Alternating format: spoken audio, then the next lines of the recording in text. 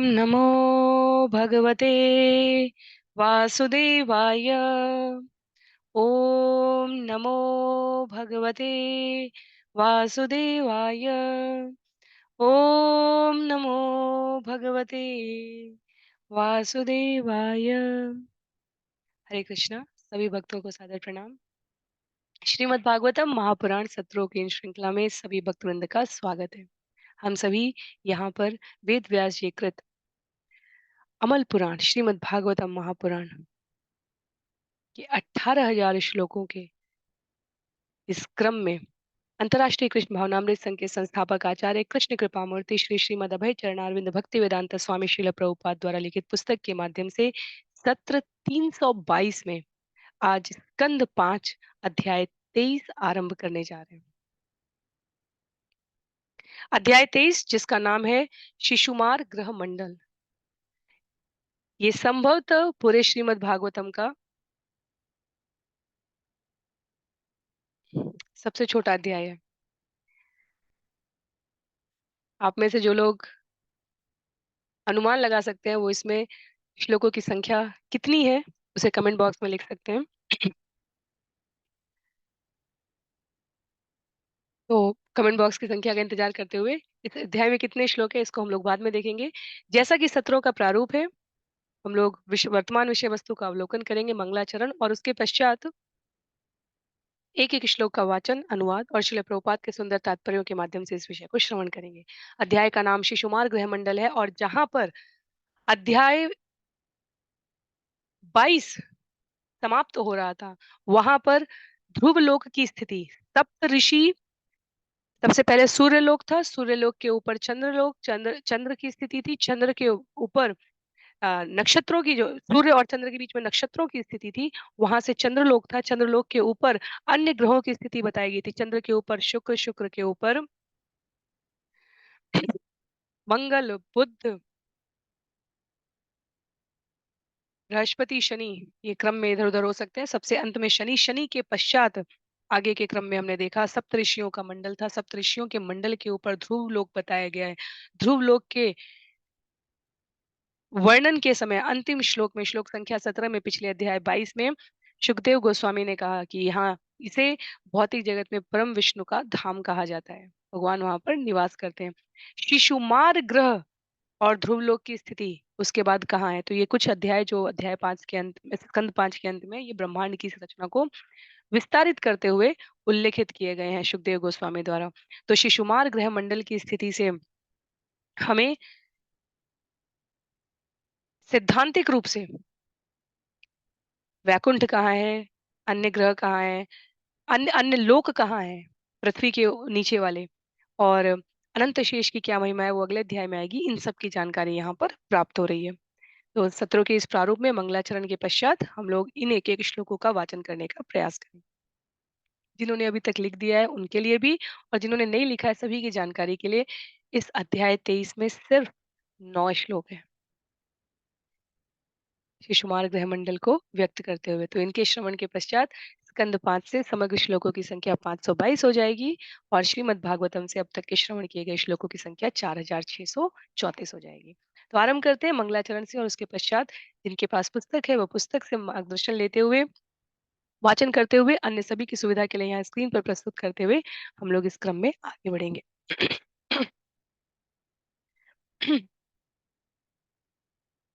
नारायणं नमस्कृत्य नरं चैव नरोत्तमं देवीं सरस्वतीं व्यासं ततो जयमुदीरयेत्।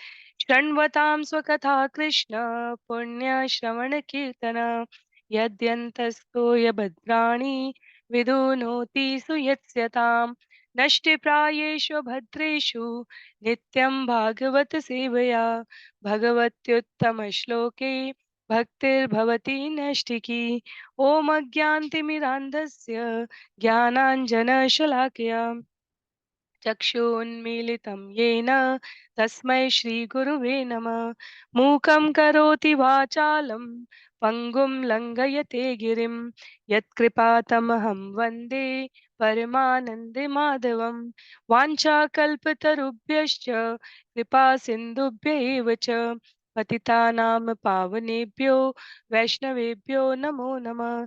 जय श्री कृष्ण चैतन्य प्रभु नित्यानंद, श्री अद्वैत गदाधर श्रीवासादि गौर भक्तवृंद। हरे कृष्णा कृष्ण कृष्णा हरे हरे, हरे राम राम राम हरे हरे। हरे कृष्णा कृष्ण कृष्णा हरे हरे, हरे राम राम राम हरे हरे। हरे कृष्णा कृष्ण कृष्णा हरे हरे, हरे राम राम राम हरे हरे। हरे कृष्णा। तो पुनः सभी भक्तवृंद को सादर प्रणाम। सत्र 322 में हम सभी स्कंद 5 अध्याय 23 शिशुमार गृह मंडल, जिसमें 9 श्लोक है, उसको श्रवण और पठन करने जा रहे हैं।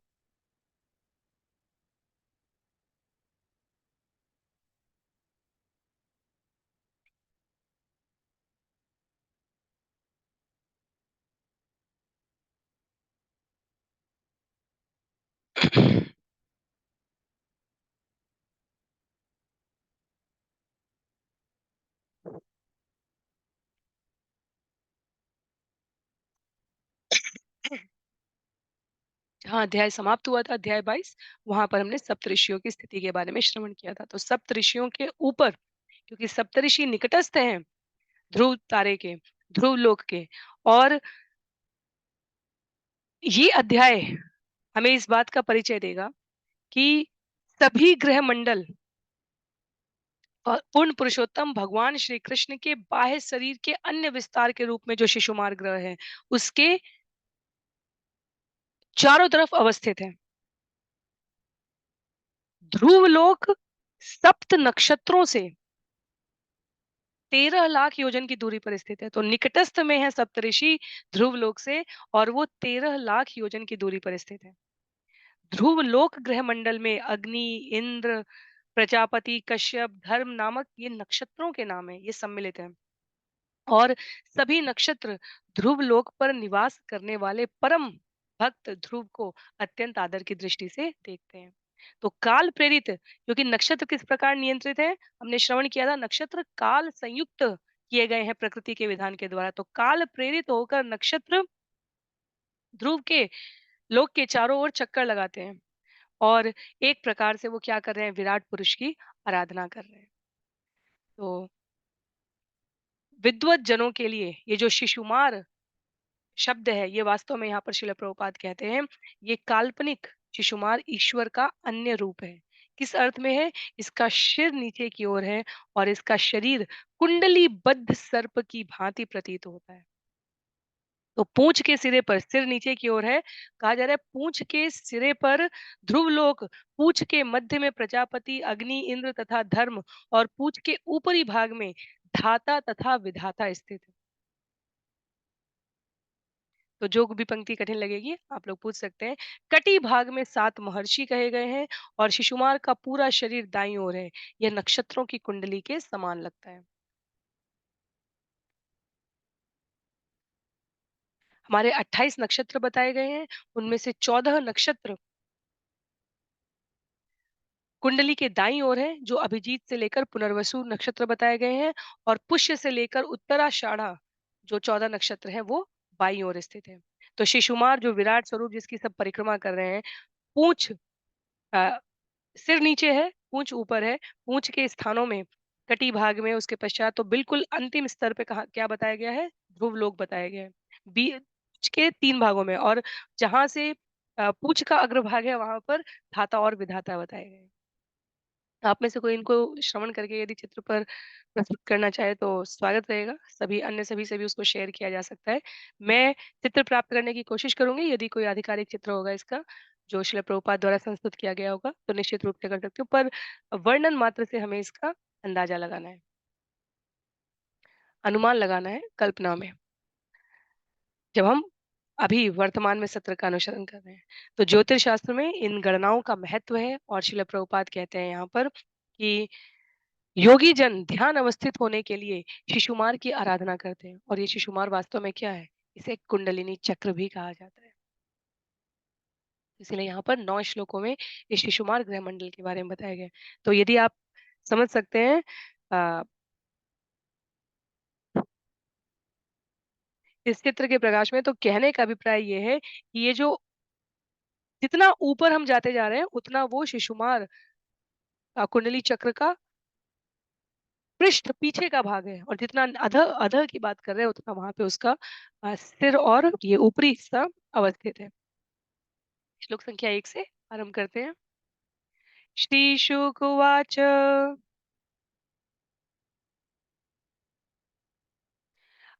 अथ तस्मात् परत त्रयोदशलक्षयोजन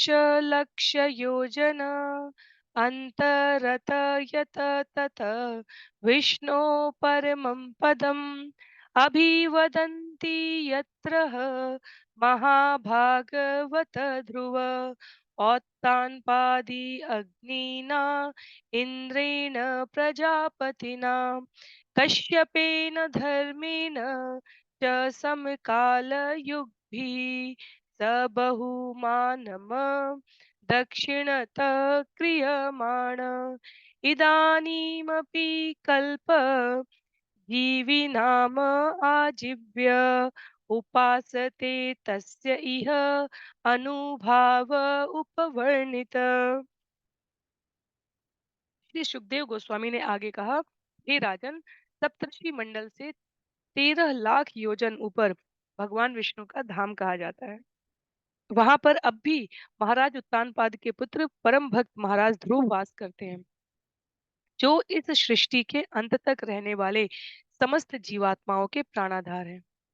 वहां पर इंद्र, यज्ञ, अग्नि, प्रजापति, कश्यप तथा धर्म सभी समवेत होकर उनका आदर करते हैं और नमस्कार करते हैं। वे उनके दाईं ओर रहकर उनकी प्रदक्षिणा करते हैं। मैं पहले ही महाराज ध्रुव के यशस्वी कार्यों का वर्णन कर चुका हूँ। तो जो भी हम लोगों ने बिल्कुल आरंभ में चर्चा श्रवण किया, श्रील प्रभुपाद ने जो अध्याय के आरंभ में संक्षिप्त अम, सार रूप में प्रस्तुत किया है इस अध्याय के बारे में, वो यहाँ पर श्लोक संख्या 1 में प्रस्तुत किया गया है। तो सप्तर्षि मंडल से 13 लाख योजन ऊपर ध्रुव लोक है, और वहां पर अभी भी उत्तानपाद के पुत्र परम भक्त महाराज ध्रुव निवास कर रहे हैं। प्रजापति, कश्यप, धर्म ये सभी वहां पर उपस्थित हैं। हमारे शास्त्रों में प्रणाम करने की, दंडवत करने की जो विधि प्रस्तुत की गई है, वो व्यक्ति विशेष के दाईं ओर। इसलिए जब हम लोग भगवान को भी मंदिर में, केंद्र में, घर में विग्रह को जब भी प्रणाम करें, भगवान के दाईं ओर से हमें प्रणाम करना चाहिए। ये सम्मान का सूचक है। तो ये हमें स्पष्ट रहना चाहिए। ध्रुव महाराज का वर्णन, जैसे श्रील प्रभुपाद यहाँ कहते हैं, हमने चतुर्थ स्कंद में श्रवण किया है। श्लोक संख्या 2 में तो शिशुमार की पूरी स्थिति के बारे में, ग्रह मंडल के बारे में बताया जाएगा यहाँ पे।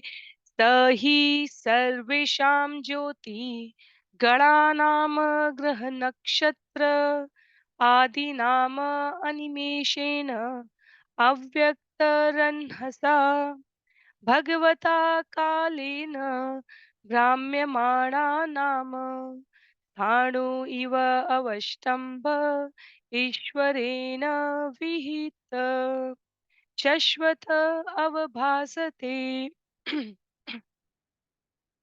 क्षमा कीजिए।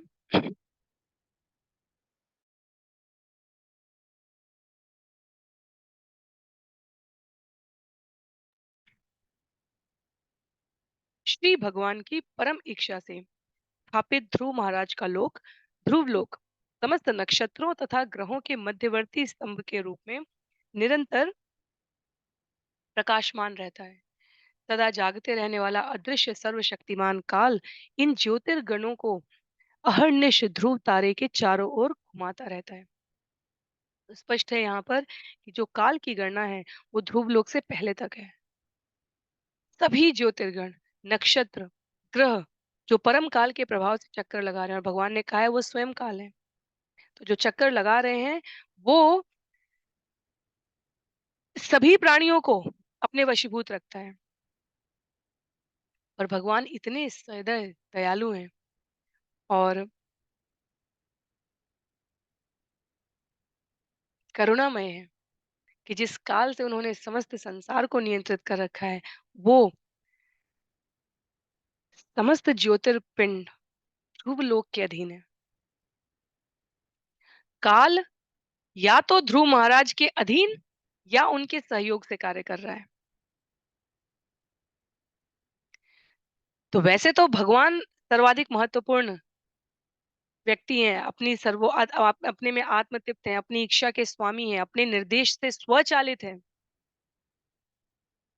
पर अपने भक्त ध्रुव की महत्ता को स्थापित करने के लिए सबसे महत्वपूर्ण प्राणी बनाने के लिए काल के कार्यकलापों को भी उन्होंने ध्रुव लोक के अधीन कर दिया है।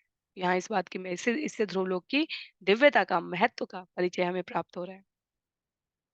श्लोक संख्या 3 में कहा गया है, यथा मेढ़ी स्तंभे का आक्रमण पशवः संयोजिता त्रिभी त्रिभी सवने यथा स्थानम मंडलानि चरन्ति एवं भगणाग्रह आदय एतस्मिन् अन्तर्बहिः योगेन कालचक्रे आयोजिता ध्रुवम् एव अवलम्ब्य वायुना उदीर्यमाणा आकल्प अन्तम परिचक्रमति नभसि यथा मेघाश्येन आदयः वायुदशा कर्मसारथयः परिवर्तन्ते एवं ज्योतिगणा प्रकृति पुरुष संयोग अनुगृहीता कर्म निर्मित गतय भुवि न पतन्ति। तो शब्दों को छोटे छोटे क्रम में हम करके यदि श्रवण करें यहाँ पर, तो शिल प्रभुपाद अनुवाद में लिखते हैं, यदि बैलों को एक साथ नाथ कर उन्हें एक मध्यवर्ती आधार स्तंभ से बांध कर भूसे पर घुमाया जाता है तो वे अपनी स्थिति से हटे बिना चक्कर लगाते रहते हैं। पहला बैल स्तंभ के निकट रहता है और दूसरा बीच में और तीसरा बाहर की ओर। इस प्रकार सभी ग्रह तथा सैकड़ों हजारों नक्षत्र भी ध्रुव तारे के चारों ओर अपनी तथा नीचे स्थित अपनी अपनी कक्षाओं में घूमते रहते हैं।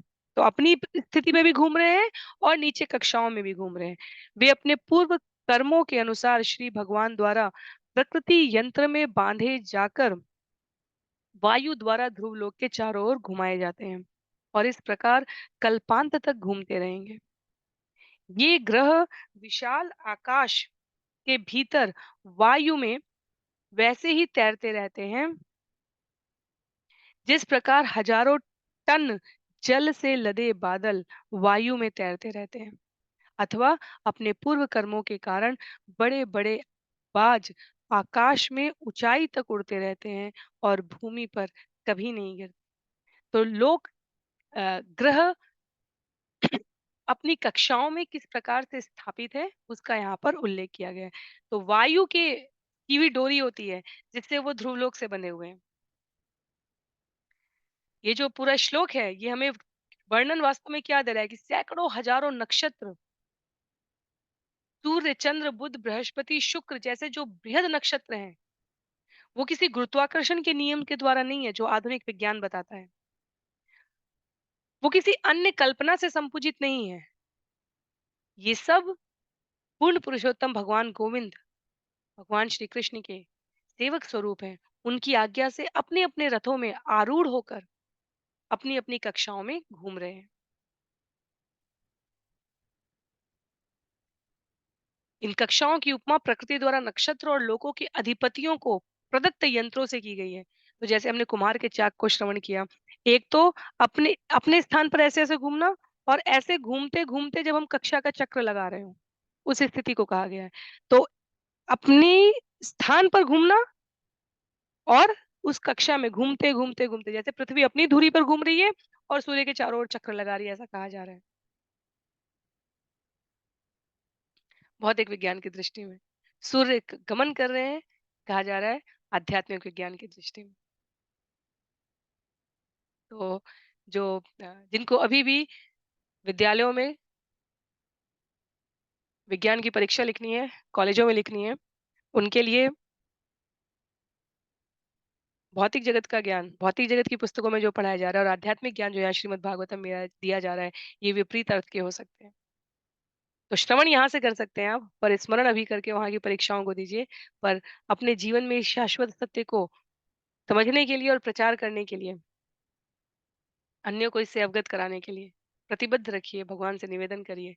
क्योंकि जो ज्ञान वास्तव में सिद्धहस्त ऋषि मुनियों द्वारा, स्वयं भगवान के श्रीमुख द्वारा प्रस्तुत किया जा रहा है, वो यहाँ श्रीमद् भागवतम में दिया जा रहा है। जिसमें स्पष्ट रूप से लिखा है, सूर्य भी घूर्णन कर रहा है। भौतिक विज्ञानी जो आधुनिक जगत के हैं, उनके उनके अपने कार्य हैं, उनकी अपनी नियति है, उनकी अपनी अम, कल्पनाएँ हैं, पर सत्य यहाँ स्थापित किया गया है। भगवान ने भगवद गीता में भी कहा है, यहाँ श्रीमद् भागवतम में कहा है, श्रील प्रभुपाद ने यहाँ श्रीमद् भागवतम के विभिन्न श्लोकों के तात्पर्य में अन्य शास्त्रों का उदाहरण देते हुए कहा है। इतने वृहद शास्त्र बिना किसी त्रुटि के लिखे जाने का अर्थ है कि सब में सत्य ही लिखा गया है। विचार करके देखिए। एक संदर्भ से दूसरे संदर्भ में जाते हुए कुछ न कुछ कठिनाई अवश्य आ जाती। लेकिन जो बात भगवद गीता में भगवान ने कही है, वही भागवतम में, वही वायु पुराण में, वही विष्णु पुराण में है। और इतने वृहद ग्रंथ हम अपने व्यक्ति अपने पूरे जीवन में श्रीमद् भागवतम को पूरा नहीं पढ़ पाता, पढ़ नहीं पाता। श्रवण करना एक दूसरी बात है, पढ़ नहीं पाता। श्रील प्रभुपाद की पुस्तकें इतनी हो गई हैं कि अ, यदि कोई ध्यानपूर्वक सतर्कता से श्रवण और स्मरण करके, पठन करके अपने आप को प्रवृत्त करना चाहे, तो भी उसमें काफ़ी समय लगेगा, उतना भी समय नहीं है। इसीलिए सत्र अब पठन से ज़्यादा श्रवण पर हमारी नवदा भक्ति में भी सबसे पहले श्रवण कह दिया गया है, क्योंकि श्रवण सरल है। तो जो सरल है, सहज है, स्वाभाविक है, उसी माध्यम से भगवान की स्तुति करने के लिए, सेवा करने के लिए अपने आप को हमें प्रबुद्ध करते हुए क्रमशः आगे बढ़ने का प्रयास करना है। तो नक्षत्रों की जो कक्षाएँ हैं, उन शरीरों के समान हैं, जिनके भीतर जीवात्माएँ विद्यमान हैं। अर्जुन कहते हैं भगवद गीता अध्याय 18 श्लोक संख्या 61 में, ईश्वर सर्वभूतानां, भगवान कह रहे हैं अर्जुन को बताते हुए, क्या कह रहे हैं? ईश्वर सर्वभूतानां यद्देशे अर्जुन तिष्ठति भ्रामयन् सर्वभूतानि यन्त्रारूढ़ानि मायया। हे अर्जुन, परमेश्वर प्राणी मात्र के हृदय में स्थित है, हम सभी के हृदय में। वही भौतिक शक्ति रूपी यंत्र में आरूढ़ होकर सब जीवों को अपनी माया शक्ति के द्वारा घुमा रहा है। तो सभी में स्थित है। तो लाखों ब्रह्मांड, अनेक ब्रह्मांड जो भगवान ने बनाए हैं, उसके प्रत्येक तत्व में स्थित है। तो गुरुत्वाकर्षण का इसमें कोई हाथ नहीं है, विशेष रूप से हमें ये समझना है।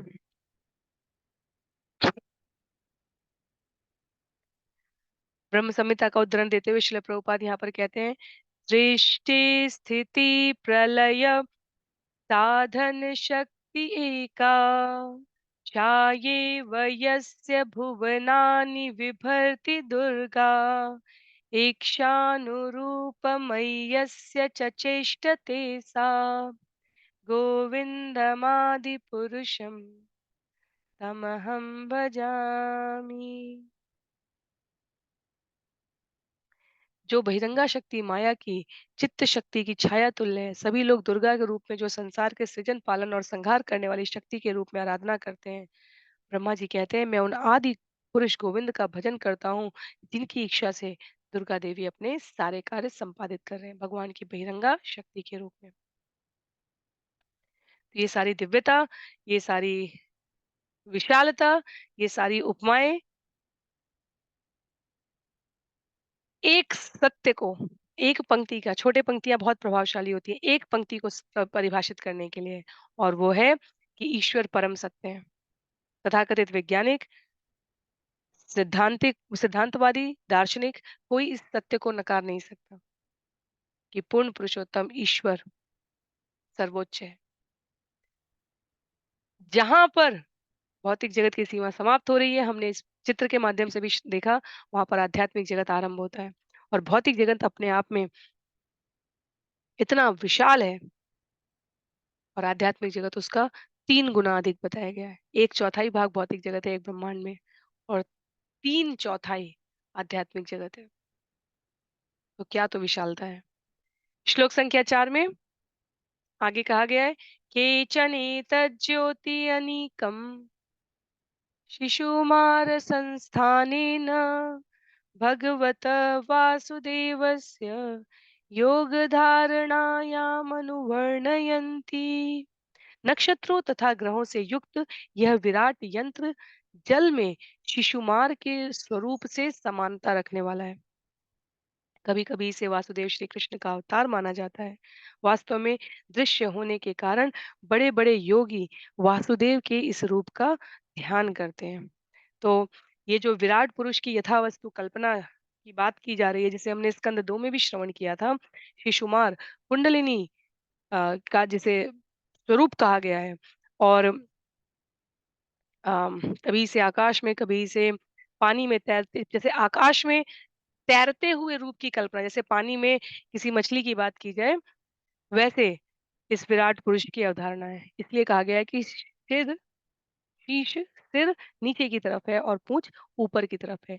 ये विराट पुरुष की अवधारणा में शिशुमार स्वरूप को उद्धृत करते हुए व्यक्त किया गया है।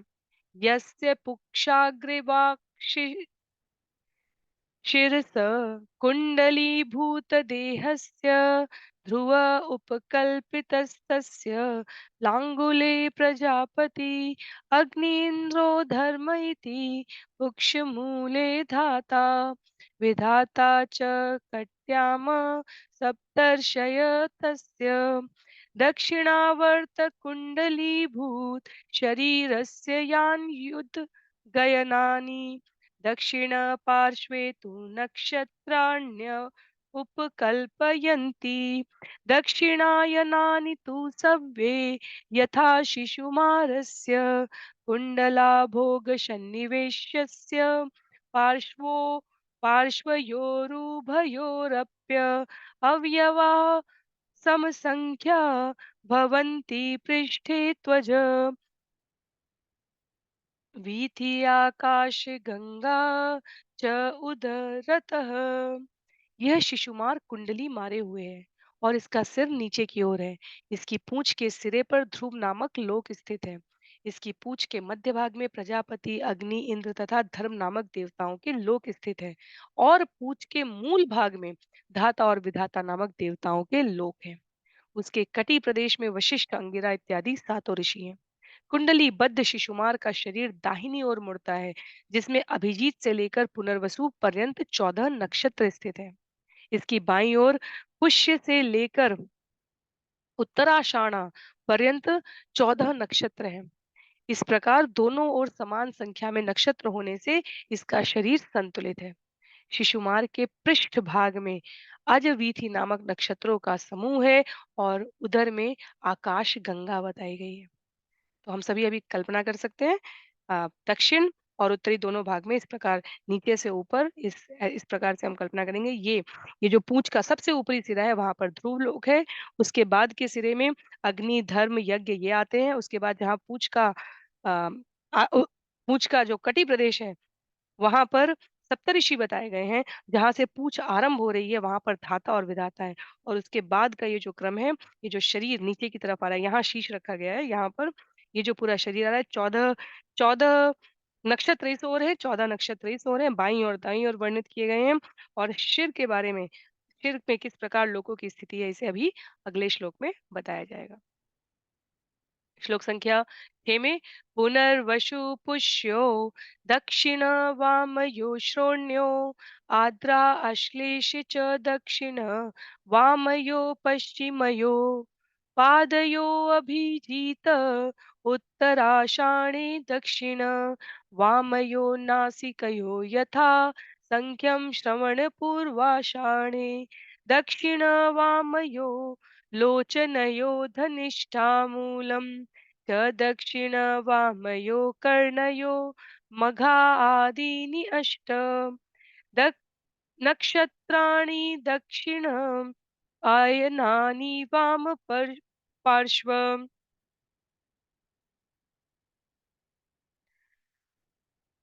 वंकृषु युञ्जी तथैव मृगशीर्षादीनि उदगयनानि दक्षिणपार्श्ववङ्कृषु प्रतिलोम्येन प्रयुञ्जित शतभिषा ज्येष्ठे स्कन्धयो दक्षिणवामयोन्यसेत। शिशुमार चक्र के दाहिने तथा बाएं कटी तटों पर पुनर्वसु तथा पुष्य नक्षत्र है। इसके दाएं तथा बाएं पैरों पर, अब जो पहले इसको श्रवण कर लेते हैं फिर समझेंगे। इसके दाएं तथा बाएं पैरों पर आद्रा एवं अश्लेषा, इसके दाएं तथा बाएं नथनों पर क्रमशः अभिजीत तथा उत्तराषाढ़ा, इसके दाएं तथा बाएं नेत्रों पर श्रवणा तथा पूर्वषाढ़ा, और इसके दाएं तथा बाएं कानों पर धनिष्ठा तथा मूला स्थित है। मघा से अनुराधा तक दक्षिणायन के 8 नक्षत्र बाई पसलियों पर और उत्तरायण के मृगशीर्ष से पूर्व भाद्र पर्यंत 8 नक्षत्र दाईं ओर की पसलियों पर स्थित है। शतभिषा तथा ज्येष्ठा ये 2 नक्षत्र क्रमशः दाहिने और बाएं कंधों पर स्थित है। तो जो 14-14 नक्षत्रों की स्थिति है, उनके स्थानों को अभी इस शरीर में, तो ये सिर था, ये इस प्रकार से शरीर था, तो ये जो मध्य का भाग है, जहाँ पर अम, नक्षत्रों की स्थिति बताई गई, ज्योतिष के दृष्टि से ये बहुत महत्व की होती है। तो पुनर्वसु और उत्तराषाढ़ा नठुने पर बताई गई हैं, इसी प्रकार ज्येष्ठा और आषाढ़ा बताई गई हैं, अलग-अलग स्थानों पर। इस पूरे क्रम में यहाँ पे अ, पसलियों पर 8-8 नक्षत्र बाईं और दाईं पसलियों पर स्थित हैं, उनको वर्णित किया गया है। अब शिशुमार के शरीर को आगे ग्रहों, नक्षत्रों, अन्य खंडों की स्थिति के संदर्भ में प्रस्तुत करते हुए कहा जा रहा है श्लोक संख्या 7 में, उत्तराहनो अगस्ती अधराहनो यमः मुखेषु च अंगारक शनैश्चर उपस्थे बृहस्पति ककुदी वक्षसि आदित्य हृदये नारायणः मनसि चन्द्रः नाभ्याम् उशनास्तनयो अश्विनो बुधप्राणापनयो राहुर्गले केतव सर्वांगेषु रोमसु सर्वे तारागणाम। क्या क्या है? शिशु कुमार की ऊपरी ठोड़ी पर अगस्ती, निचली ठोड़ी पर यमराज, मुंह में मंगल, उपस्थ में शनि, गर्दन पर बृहस्पति, छाती पर सूर्य, हृदय के छोर में नारायण, मन में चंद्रमा, नाभि में शुक्र तथा स्तनों में अश्विनी कुमार स्थित है। प्राण और अपान नामक प्राण वायु में बुध, गले में राहु तथा समस्त शरीर पर केतु और रोमों में समस्त तारागण स्थित है। जब हम विराट पुरुष का वर्णन करते हैं, श्रवण करते हैं, तब भी वहां पर बताया गया है कि यहाँ पर हम लोग ब्रह्मांड के तत्वों के रूप में समझ रहे हैं। वहां पर्वत, वनस्पति, नदियाँ, नसों को नदियाँ कहा गया था, ये सब वर्णन थे वहाँ पर। यहाँ पर शिशुमार के शरीर विन्यास की स्थिति में अश्विनी कुमारों की, ग्रहों की, तारागणों की क्या स्थिति है, उसको उल्लेखित किया गया है। श्लोक संख्या 8 में, एतत् उह एव भगवतो विष्णु सर्व देवतामयं रूपम् अह अह सन्ध्ययायाम प्रयतः वाग्यत निरीक्ष्माण उपतिष्ठेत नमः ज्योतिलोकाय कालायनाय अनिमिषाम् पतये महापुरुषाय अभिधीमहि इति। हे राजन, इस प्रकार से वर्णित शिशुमार के शरीर को भगवान श्री विष्णु का बाह्य रूप मानना चाहिए। प्रत्येक प्रातः, दोपहर तथा सायंकाल शिशुमार चक्र के रूप में भगवान का दर्शन मौन होकर करना चाहिए और इस मंत्र से उपासना करनी चाहिए। हे काल रूप धारण करने वाले भगवान, हे विभिन्न कक्षाओं में घूमने वाले ग्रहों के आश्रय, हे समस्त देवों के स्वामी, हे परम पुरुष, मैं आपको नमस्कार करता हूँ और आपका ध्यान धरता हूँ। तो यहाँ पर सुखदेव गोस्वामी महाराज परीक्षित को कह रहे हैं और उनके माध्यम से समस्त प्राणी मात्र को कह रहे हैं कि शिशुमार चक्र वास्तव में भगवान का विष्णु का जो भगवान विष्णु भगवान के पूर्ण पुरुषोत्तम भगवान श्री कृष्ण के विस्तार स्वरूप है। 93% गुणों से युक्त होते हैं। स्कंद 1 में हमने ये श्रवण किया था। तो भगवान श्री विष्णु का बाह्य स्वरूप है। और यदि यहाँ पर ये वर्णन किया गया है कि प्रातः, दोपहर और सायंकाल हमें शिशुमार चक्र के रूप में भगवान का दर्शन मौन करके करना चाहिए और प्रार्थना करनी चाहिए। क्या? काल रूप धारण करने वाले भगवान, विभिन्न कक्षाओं में घूमने वाले ग्रहों के आश्रय, समस्त देवों के स्वामी, हे परम पुरुष, मैं आपको नमस्कार करता हूँ। और जब नमस्कार करने का हमारा ये क्रम दिन में 3 बार इस संदर्भ में होगा, तो हम अपनी वास्तविक स्थिति के बारे में सदैव सतर्क रहेंगे। हम कौन हैं? कहाँ से आए हैं, कहाँ जाना है, कौन वास्तविक नियंता है, अहंकार हमारे ऊपर शोभायमान है या उस पर पूर्ण पुरुषोत्तम भगवान की रचना पर। हमने क्या आज संग्रहित कर लिया, क्या निर्माण कर दिया, क्या संचय कर दिया, क्या अपराध कर दिया।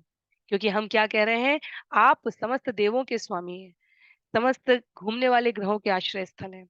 आपको नमस्कार करके हम आपका ध्यान करते हैं। तो यह हमारे हमारे जीवन में विनम्रता का जो स्केल है, उसका संतुलन बना के रखेगा। तो इस संदर्भ में ये कहा जा रहा है स्मरण इसलिए करना चाहिए। अंतिम श्लोक है इस अध्याय का, श्लोक संख्या 9, जिसमें सुखदेव गोस्वामी कहते हैं गृहरक्षितारामयमाधिदैविकं पापा अपहं मन्त्रकृतां त्रिकालं नमस्य तस्मर्तवा त्रिकालं नश्येत तत्कालजमाशु पापम्।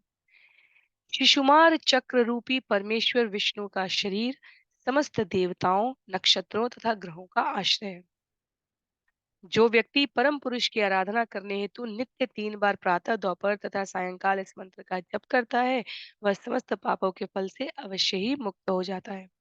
यदि कोई इस रूप में उनको केवल नमस्कार करे या इसे दिन में 3 बार स्मरण करे, तो उसके हाल में किए हुए समस्त पाप नष्ट हो जाते हैं। तो भगवान समस्या के साथ साथ समाधान प्रस्तुत करते हैं, हमें कभी भी ये विस्मृत नहीं करना चाहिए। जब ये इस प्रकार से कहा जा रहा है कि हम दिन में 3 बार स्मरण करें, ध्यान करें और ये प्रार्थना निवेदित करें, तो हाल के समस्त पापों का निवारण हो जाता है। क्यों? क्योंकि अंततः तो जीव की शरणागति भगवान तब तक जीव भ्रमित होकर भ्रमण करता रहेगा जब तक वो भगवान के चरणारविंद तक ना पहुंच जाए। इसलिए भगवान ये सब शॉर्टकट, ये सब सरल विधियां बताते हैं। उद्देश्य क्या है? उद्देश्य ये है कि पाप, कोई भी पाप, यहाँ पर पाप के निवारण के लिए 3 बार स्मरण करने के लिए कहा जा रहा है। कोई भी पाप या तो हम भय से करते हैं, या तो हम लालच से करते हैं, या तो हम क्रोध से करते हैं, मोह से करते हैं, अहंकार से करते हैं। ये अपने आप में पाप कारक तत्व है। पाप वो है जो शास्त्रों में निषिद्ध है। पाप वो है जो शास्त्रों में प्रतिबंधित है। पाप वो है जो करने की मनुष्यों को मनाही है। तो जब हम भगवान के इस विशाल समग्र रूप का शिशुमार चक्र के रूप में उनका स्मरण कर रहे हैं, तो क्या हो रहा है हमारे जीवन से? क्रोध समाप्त हो रहा है। किस पे क्रोध दिखा रहे हैं हम? पूरी सृष्टि तो भगवान की है। लोभ, क्या संचय कर सकते हैं? भय, किससे भय करना है? यदि भगवान मारने पर आ जाएँगे तो कोई नहीं बचा सकता। यदि भगवान बचा रहे हैं तो कोई नहीं मार सकता। तो जितने भी अभाव लगते हैं हमें, अतृप्तता लगती है इस जगत की, वो नष्ट हो जाती है। और वो नष्ट हो गए तो जीवन में पाप का जो स्रोत है, वो अपने आप स्वतः नष्ट हो गया।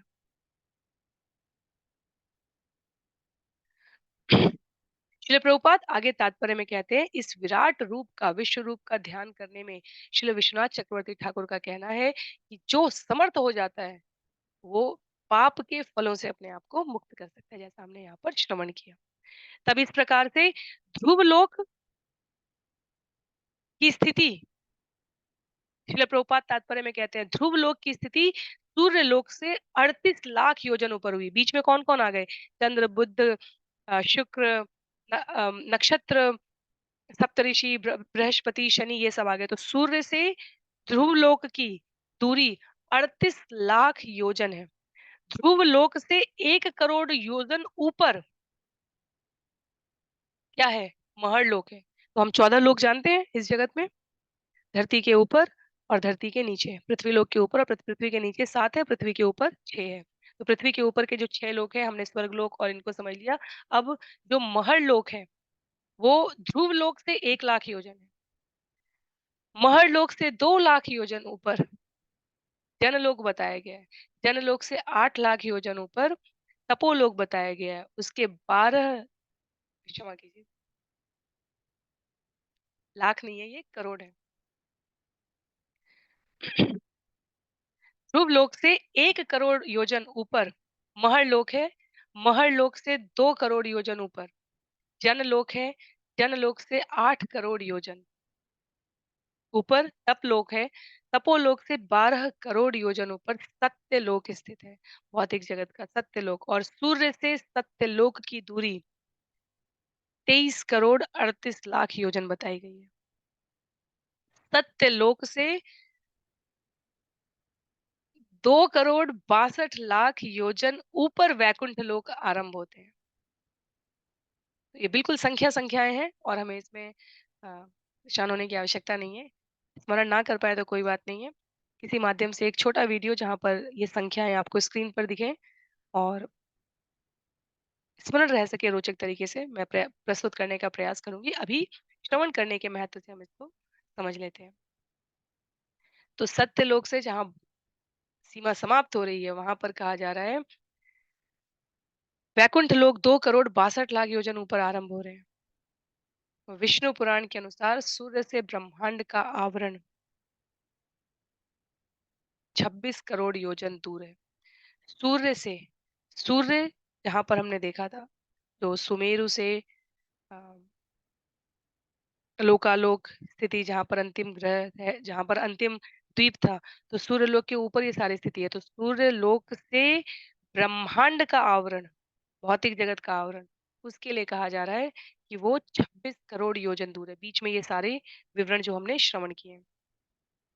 सूर्य से पृथ्वी तक की दूरी 1 लाख योजन है और पृथ्वी के नीचे 70 लाख योजन दूरी पर 7 जो लोक है, निम्न लोक, क्योंकि पृथ्वी के नीचे भी तो 7 लोक है। तो पृथ्वी से सूर्य की दूरी 1 लाख योजन है। सूर्य से ब्रह्मांड के बिल्कुल बाहर की स्थिति को कहा गया है, वो 26 करोड़ है। 26 करोड़ है, एकदम सही। और पृथ्वी के नीचे 70,000 योजन दूरी पर 7 लोक आते हैं। कौन से हैं वो 7 लोक? अतल, वितल, सुतल, तलातल, महातल, रसातल और पाताल। पाताल इन 14 लोकों में सबसे नीचे कहा गया है। और इन लोकों से जहाँ पाताल समाप्त हो रहा है, उससे 30,000 योजन नीचे गर्भोदक सागर में शेषनाग शयन कर रहे हैं। और ये सागर अपने आप में 24 करोड़ 98 लाख योजन गहरा बताया गया है। इस प्रकार ब्रह्मांड का समग्र व्यास, जो व्यास अर्थात ये जो पूरी एक सीधी रेखा में यदि हम गर्भोदक सागर से लेकर बिल्कुल उच्चतम लोक सत्यलोक तक की बात करें, 50 करोड़ योजन। जब पिछले सत्र में भी त्रिज्या और व्यास की बात हुई थी, तो 50 करोड़ योजन ये व्यास है। त्रिज्या सूर्य से ब्रह्मांड की दूरी में वहां जब बात हुई थी तो वो 25 करोड़ योजन बताई गई थी। तो श्रीमद पूरा ये वर्णन है श्रील प्रभुपाद ने तात्पर्य में बिल्कुल संक्षिप्त में ये सब कुछ सार रूप में प्रस्तुत कर दिया। जिनके पास पुस्तक है वो ये सब अध्ययन कर सकते हैं। ये बिल्कुल अंतिम श्लोक में यहाँ पर इसका विवरण दिया गया है, ये हम देख सकते हैं। और अंत में कहते हैं श्रीमद् भागवत के पंचम स्कंद के अंतर्गत शिशुमार ग्रह मंडल नामक 23वें अध्याय के भक्ति वेदांत तात्पर्य पूर्ण हो रहे हैं यहाँ पर।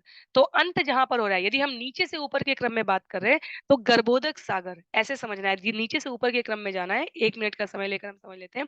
गर्भोदक सागर अपने आप में 24 करोड़ 98 योजन गहरा है। गर्भोदक सागर में शेषनाग शयन कर रहे हैं। शेषनाग जहाँ शयन कर रहे हैं उससे 30,000 योजन ऊपर पाताल है। पाताल के ऊपर रसातल है, रसातल के ऊपर महातल है, के ऊपर तलातल है, उसके ऊपर सुतल है, उसके ऊपर वितल है, उसके ऊपर अतल है। और अतल से 70,000 योजन ऊपर, अतल से 70,000 योजन ऊपर पृथ्वी की स्थिति बताई गई है। और पृथ्वी से 1 लाख योजन ऊपर सूर्य है। और सूर्य से फिर क्रमशः हमने जो अध्ययन किया था, सूर्य से चंद्र 1 लाख योजन, चंद्र से आगे शुक्र 2 लाख योजन, शुक्र से आगे बुध 4 लाख योजन। ये दूरियां बढ़ती जा रही हैं। पृथ्वी, चंद्र, शुक्र, बुध, मंगल, बृहस्पति, शनि। शनि के ऊपर हमारे सप्तऋषि मंडल के ऊपर ध्रुव लोक। तो ये शिशुमार ग्रह नीचे से ऊपर इस प्रकार से कुंडली स्वरूप जो वर्णन है, वो इस क्रम में जाता है। किसी को कोई भी दुविधा लगे, किसी को कोई भी संशय लगे, किसी को किसी भी जानकारी में कोई अ, मिसमैच लगे, कोई त्रुटि का आभास लगे, निसंकोच रूप से व्यक्त करिए। ये अपने आप में किसी भी प्रकार की टिप्पणी देना इस बात का प्रमाण रहेगा कि ये विषय आपको रोचक लगा है या इस विषय में के माध्यम से हमें जो ब्रह्मांड की हम अपनी सीमित इंद्रिय क्षमता से कल्पना कर सकते हैं, उसका एक अनुमान लगा है। तो एक-एक पंक्ति में लिख देना या चित्र से उसको अपने अ, मनःस्थिति पर अंकित कर पाना कठिन है। पुनश्च स्मरण से, पुनश्च पठन से, पुनश्च श्रवण से ये धीरे-धीरे हमें आसान लगने लगता है। पर यदि कठिन भी लगा हो, तो इससे कोई चिंता करने की बात नहीं है। ये सब श्रवण करने के पश्चात ये अवश्य लगने लगेगा, जो आचार्य कहते हैं कि भक्ति करना सबसे सरल है। भगवान का नाम लेना, भगवान की कथा सुनना, ब्रह्मांड की रचना और इससे श्रवण करने से बहुत सरल है।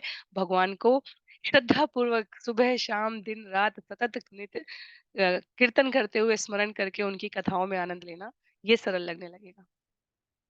तो जैसा भी आपको सत्र लगा हो, आप अपने सुझाव दे सकते हैं। आज के लिए हम लोग सत्र को यहीं पर समाप्त करेंगे। श्रील प्रभुपाद की जय, श्रील गुरुदेव की जय, अनंत कोटि वैष्णव वृंद की जय, श्रीमद् भागवतम महापुराण की जय। हरे कृष्ण।